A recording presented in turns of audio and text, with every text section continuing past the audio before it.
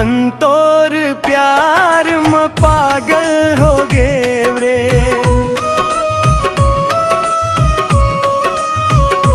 जब ले देखे हम तोर दीवाना हो गे रे।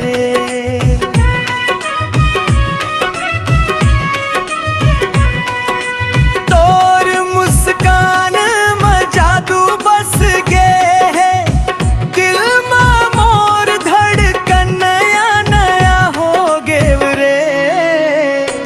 सुमन तोर प्यार में पागल हो गे रे।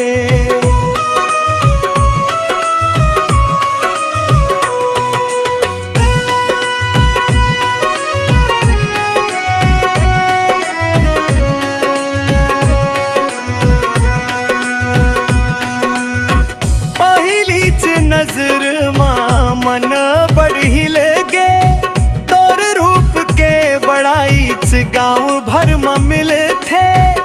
तोर नजरिया लागे तीर के धार, दिलवा मोर काबूले बाहर निकल थे।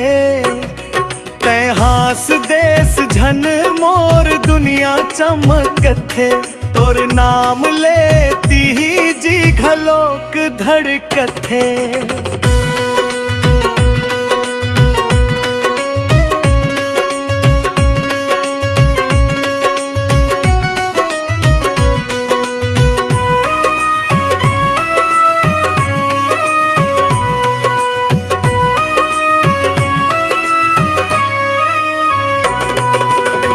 रात भर सपना में तोर रूप देख थो, तोर संग चली बर मन हर मड़ थो।